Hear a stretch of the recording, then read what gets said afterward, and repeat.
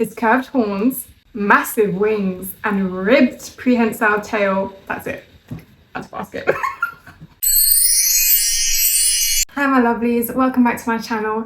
Today I thought we could do something really funny. I haven't really seen anyone else do this on YouTube. Maybe they have, I'm not quite sure, but hey. Basically, in honor of October, which is one of my favorite months ever, especially because it's like Halloween, it's October, it's fall, it's autumn, I thought we could do something regarding Halloween. Now,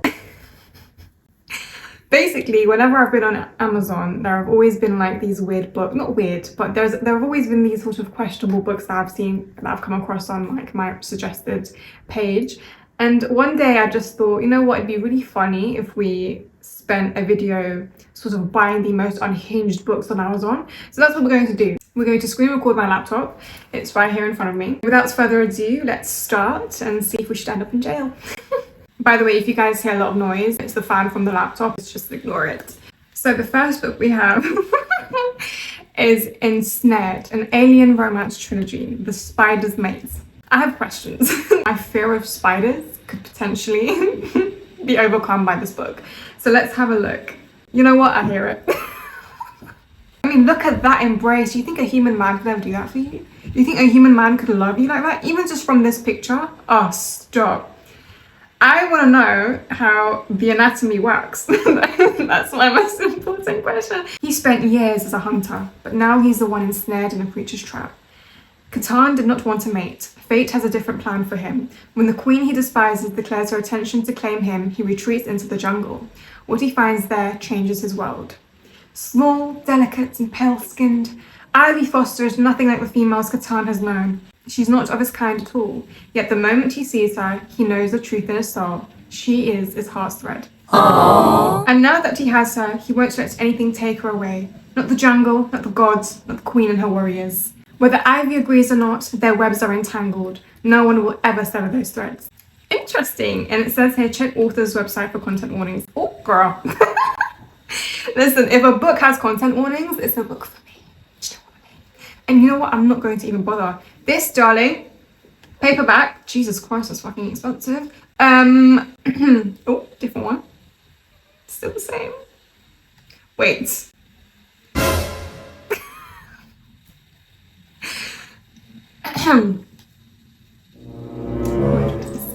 Anyways, moving on to the next one. Oh, stop. Morning Glory Milking Farm. A monster bait to romance. Oh, Jesus Christ. Sweet and steamy monster. Okay, let's read it. First of all, I have questions. Because, do you know what it is? As a dark romance reader, I can just tell what these horns will be used for. Oh, Morning Glory Milking Farm. This is atrocious. There's milk on the cover. Jesus Christ. Okay. Violet is a typical down on her luck millennial. Mid-20s, overeducated and drowning in debt. On the verge of moving into her parents' basement. When a lifeline appears in the form of a very unconventional job in neighbouring Cranbrook Creek, she has no choice but to grab it at it with both hands. Morning Glory Milking Farm offers full-time hours, full benefits, and generous pay with no experience needed. There's only one catch. The clientele is grade A certified prime brief, I'm dying, with the manly, meaty endowments to match. Jesus Christ. Milking minotaurs isn't something Violet's ever considered as the career option, but she's determined to turn the opportunity into a reversal of fortune. When a stern, deep-voiced client begins to specially request her for his milking sessions, oh my god. Maintaining her professionalism and keeping him out of her dreams is easier said than done. Violet is resolved to make a dent in his student loans and afford name brand orange juice, and a one-sided crush on an out-of-her-league minotaur is not part of her plan. Unless her feelings aren't so one-sided after all. Wow. It's especially request her for his milking sessions for me. Because how does that work? Like, how does one milk a minotaur? That's what I want to know. You know what? Add to basket. But going back to this book though, because I saw... Would I see this one? Oh, Moon-Blooded Breeding Clinic. For my girlies with breeding kinks out there. Let's have a look. Oh, he kinda, oh, girl.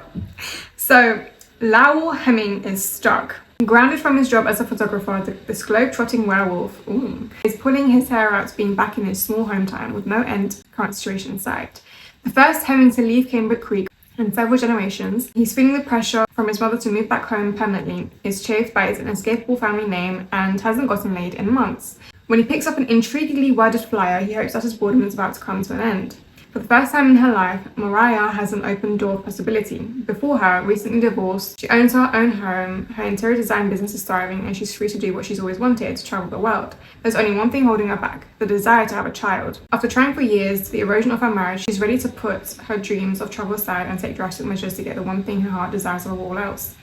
Moon-Blooded Breeding Clinic offers a unique service. Trigger a heat and breed with a werewolf in a controlled setting right before the full moon. The success rates are higher than multi-species IVF, cheaper than adoption, and more enjoyable than most trips to the clinic. Bruh. When Mariah picks a handsome dark-haired werewolf out of a catalogue, wow, it seems as easy as buying a pair of shoes. She doesn't count on liking them. He's funny, he's sexy, and once she takes his knot, girls, we have the K word. Once she takes his knot, Mariah isn't sure if she will ever be able to see their relationship as a transaction. When Lowell gets the call that he's been chosen by a clinic patient, all he's looking forward to is scratching a physical itch and possibly unlocking a new medical kink. Oh, men are so simple. Catching feelings is not part of the contract, but when he meets the gorgeous little redhead who's picked him, walking away from her after he's fulfilled his end of the contract is harder than he thought. Hard to think of leaving, and it's not the only thing she makes hard. Wink. To basket. I think Katie Robert is known for her like monster smut, and I'm here for it. I can't lie, like I'm actually here for it. Okay, so we have, oh for God's sake, Titan. Look, guys, can we just unpack this together? It says Titan, a gargoyle daddy dom romance, and in brackets, romancing his stone. But you know what? Look at him. I fucking hear it. Do you know what I'm trying to say? I approve. Is that tail? I don't know who I like more, the girl or the daddy, the dom. Living, breathing gargoyles shouldn't exist. Juliana should be running for the door, but the way he looks at her and touches her awakens new desires. When former child star Juliana Novak loses everything to her shady managers, she'll do whatever it takes to win her independence back, even if it means rushing to find a new sugar daddy. Oh, girl, same. When Titan, a wealthy businessman, makes her an offer she can't refuse, she soon realizes he may not be what he seems. His curved horns, massive wings, and ribbed prehensile tail, that's it. That's basket. However, more than she ever bargained for. Leader of the last surviving gargoyles, Titan knows what desperation looks like, and he recognizes it in Juliana.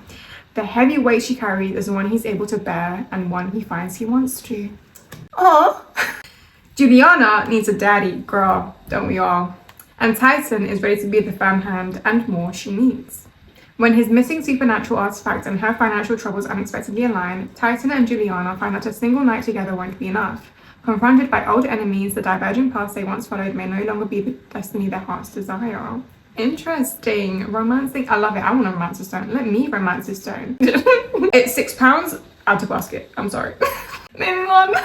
Oh, stop. Stop. Pause. Because as soon as I see tentacles, I know where this is going. I know exactly where this is going. And you know what? I'm not even going to read the blurb. Paperback. I need to read this blurb to you guys. Listen to this. Match the monster, the match program. I'm human. He's not. As the first daughter of planet Earth, it's my duty to set an example. When we enter an agreement to rebuild the planet, our prized offerings for bargaining are our young, eligible females, starting with me. I volunteer a tribute.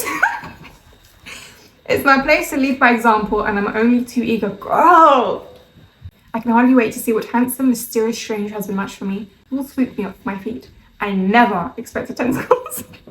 The match program put together by the Britonian race assures my people that mates from a human planet would be a perfect pair up for us in exchange for our plentiful gold. But those females think of us as monsters. Instead of them allowing us to honor them, they shiver in fear and wish for us to treat them as slaves. The fuck? They have been taught this way from birth. On a planet of beautiful, plentiful females repressed by their own males, who are really the monsters. Ah, sold. So this alien really said your males suppress you, so you really are the monsters. You know what? I love it. Sign me up. Dinosaurs, disasters, and Albert Einstein. I have a huge amount of problems, literally since one of my mates is a T-Rex. Things are about to get interesting because my day job happens to be in a museum stop. A museum full of dinosaur bones, if you know what I mean. It turns out my bloodline is older than dirt, and ancestral matchmaker decided to send me some gifts, aka men. And not just any men, but dinosaur shifters from the past. Okay, I've read enough paranormal romance, same girl, to know all about fated mates, but I've never heard of fated dinosaur mates. Jesus Christ. These men are supposed to be my perfect match, here to help me learn about my magic. Rawr. This bitch really said rawr. My life had been a routine of working and spending time watching TV with my pet pig, Albert Einstein. Now I needed to learn to control the magic I never knew I had, learn more about my family line, and help these sexy dino shifters adjust to modern society. All while hiding a T-Rex-sized secret from the world. To make matters worse, detectives were looking into the explosion I may or may not have caused when my blood mixed with some magic-infused ancient dust, which is a serious problem since the sexy green-eyed detective has my heart flip-flopping my chest. I smell reverse harem. Dinosaurs and Disasters is a light-hearted romantic comedy with a whole lot of steam. Oh, I had to bask it. Do you know what the funniest thing is? Is that the author could have literally picked any animal to write as a shifter romance, and she picked prehistoric ones. When I think of a T-Rex, I think Deal with a Demon, a cozy monster romance, Monster Steals Book 1. Would you make a deal with a monster? Abso-fucking-lutely. I need money. Same sis. My rent is overdue. Same. My aircon is busted and my bank account is overdrawn. So when I get an email from Monster Steals offering discreet, well-paying clients willing to negotiate all sorts of arrangements, I'm not too proud to sign up. Then I meet Rin. Impeccably styled, perfectly cultured and devastatingly gorgeous. This handsome billionaire is too good to be true. When I found out exactly what he has in mind, it's even more unbelievable. Beneath his smooth, polished facade hides a beast. A ferocious only demon set on devouring one thing, my pleasure, over and over again.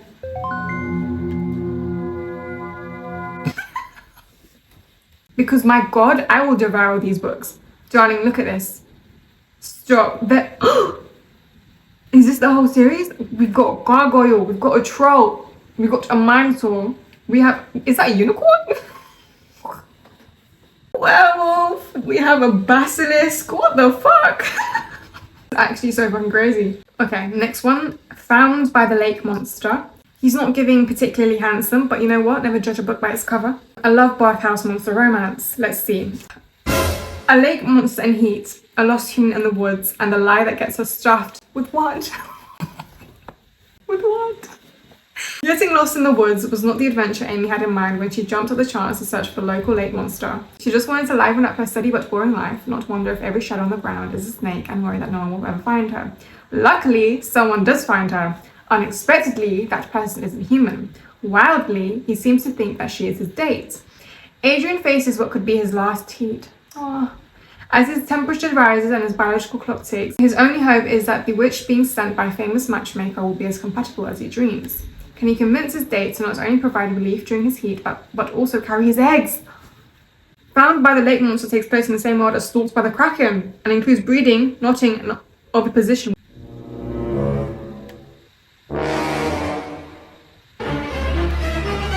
I need to read Stalked by the Kraken just for 2 seconds. A matchmaking witch, an ancient sea creature, and the sex contract they make. Welcome to the love bathhouse where desire and acceptance are in the water. The witch. Celibacy is a bad look for a matchmaker. Especially a matchmaker who works at the kind of paranormal bathhouse that would have grandmothers clutching their pearls. A worse look is a matchmaker experiencing the crisis of confidence. I am that matchmaker. We need raw magic, desperately. And now a mysterious man walks into my office offering me the exact solution I need. The problem is that he wants to be matched with me. Matching doesn't work for me. I found out the hard way. The Kraken. I saw her and the creature inside me wanted. She doesn't want a relationship. She says that the most we can have are the 3 nights she promised me. But the dark part of myself isn't going to let the woman who snared its attention go. I found her. I hunted her. She's mine. When will I find my own monster? Thank you so much for watching this video, guys. I hope you enjoyed it as much as I did. Let me know if you've read any of these books before. Enjoy your October and your October reads, my lovelies, and I'll see you guys in the next one. Bye.